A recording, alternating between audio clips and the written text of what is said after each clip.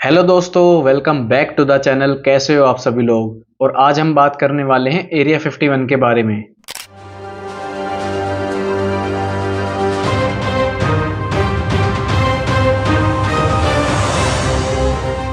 दोस्तों, area 51 Nevada United states में located है और ये जगह काफ़ी मिस्टीरियस भी है।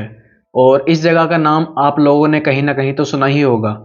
और वियर्ड बात तो ये है कि इतने सालों में इस जगह के बारे में गवर्नमेंट की तरफ से कोई भी क्लियर मोटिव या फिर कोई भी क्लियर डिक्लेरेशन नहीं हुआ है। और इसी वजह से आम जनता के बीच इस जगह को लेकर काफ़ी सारी स्टोरीज और काफ़ी सारे र्यूमर्स भी बने हुए हैं।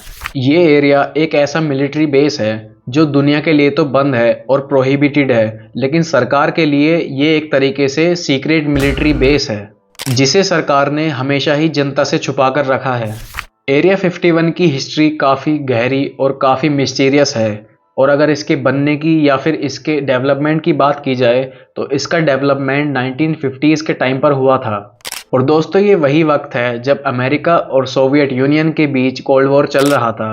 और ये कोल्ड वॉर 1947 से लेकर 1989 तक चला था। और इसी कोल्ड वॉर के दौरान इस एरिया को डेवलप किया गया था। और ये सिर्फ एक मिलिट्री बेस ही नहीं था, इस एरिया में बहुत सी अजीब एक्टिविटीज़ भी होती थी। और एक तरीके से हम लोग इसको रिसर्च बेस भी बोल सकते हैं। और उस वक्त इस एरिया में काफ़ी सारे अलग अलग तरह की स्टडीज़ और एक्सपेरिमेंट्स भी किए जा रहे थे जिनके बारे में आम जनता को बिल्कुल भी खबर नहीं थी। इस जगह के जो एम्प्लॉयज़ थे और जो वर्कर्स थे उनकी फैमिलीज़ को भी सिर्फ आधी अधूरी इन्फॉर्मेशन ही मिलती थी। मतलब कुछ भी उन लोगों को डिटेल में नहीं बताया जाता था।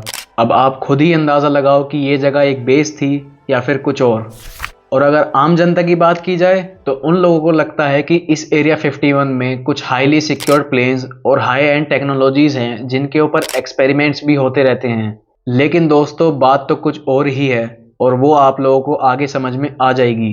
कुछ लोग मानते हैं कि ये जगह यूएफओज या फिर एक्स्ट्रा टेरेस्ट्रियल एक्टिविटीज़ के लिए इस्तेमाल होती है। और इसके आसपास जो रहने वाले लोग हैं, जो वहाँ के लोकल लोग हैं, उन लोगों को तो ये तक लगता है कि ये जगह हमारे लिए एक तरीके से खतरा है। और इस जगह के बारे में उन लोगों को कुछ खास पता भी नहीं है।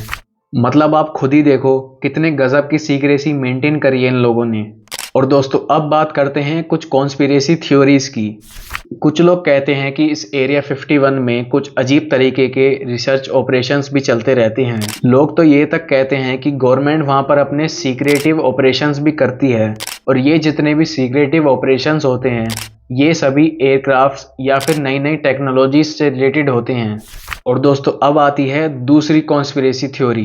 कुछ लोग कहते हैं कि ये जो जगह है एरिया 51, यहाँ पर यूएफओज की स्टडी होती है और जितने भी क्रैश्ड यूएफओज होते हैं वो यहाँ पर स्टोर किए जाते हैं और फर्दर स्टडीज़ के लिए उनको इस्तेमाल किया जाता है। और दोस्तों, ये थ्योरी काफ़ी हद तक पॉसिबल भी हो सकती है क्योंकि मैंने खुद ने एक वीडियो देखी थी जिसमें एक क्रैश्ड यूएफओ था और वो बड़े से ट्रक पर लोड कर ले जाया जा रहा था। और इस एरिया के आसपास काफ़ी सारी यूएफओ साइटिंग्स भी देखी गई हैं। और इसी के साथ एक और नई थ्योरी सामने आती है जो कि है टाइम ट्रैवल की। दोस्तों, बहुत से लोग बताते हैं कि एरिया 51 में टाइम ट्रैवल की स्टडी की जाती है और टाइम ट्रैवल से रिलेटेड जितने भी टेक्नोलॉजीज़ हैं, जितने भी एक्सपेरिमेंट्स हैं, वो सभी उस जगह पर किए जाते हैं। और इन स्टडीज़ को करने के लिए उन यूएफओस की मदद ली जाती है जो अर्थ पर क्रैश हो जाते हैं बाय एनी डिफ़ॉल्ट। और अब अगली थ्योरी आती है एलियंस से रिलेटेड। दोस्तों, बहुत से लोगों का मानना है कि इस जगह पर एलियंस से कनेक्शन बनाने की कोशिश की जाती है, यानी कि एलियंस से कॉन्वर्सेशन एस्टेब्लिश करने की कोशिश की जाती है। और इस रिसर्च में जितने भी क्रैश्ड यूएफओज होते हैं उनसे मदद ली जाती है एलियंस को समझने में। और जिस हिसाब से इस एरिया को सीक्रेट रखा जाता है उस हिसाब से ये थ्योरी जस्टिफाई भी करती है। तो ये थी कुछ थ्योरीज़, और आप लोगों की इस बारे में क्या राय है मुझे कमेंट बॉक्स में ज़रूर बताना। और अब बात करते हैं कॉन्क्लूजन की। एरिया 51 के आसपास रहने वाले लोगों के साथ कई सारी अजीब घटनाएं हुई हैं जो उनके कहने के अकॉर्डिंग उस राज को और भी ज़्यादा गहरा बना देती हैं। कुछ का कहना है कि यहाँ पर कई सारे एयरप्लेन्स और कई सारे स्पेसक्राफ्ट्स भी देखे गए हैं। लेकिन दोस्तों, जब बात आती है सरकार पर तो वो इन दावों को एकदम झुठला देती है और बिल्कुल नज़रअंदाज कर देती है क्योंकि अगर वो लोग इन दावों से एग्री करेंगे तो उन लोगों को इसके बारे में पूरी डिटेल बतानी पड़ेगी, उनको सब कुछ बताना पड़ेगा। इसलिए वो इन दावों को और इन सवालों को नज़रअंदाज ही कर देते हैं। और ये एरिया अमेरिका में ही नहीं पूरे वर्ल्ड में फेमस है, क्योंकि इसकी जितनी भी स्टोरीज हैं और जितनी भी मिस्ट्रीज हैं वो काफ़ी दिलचस्प हैं।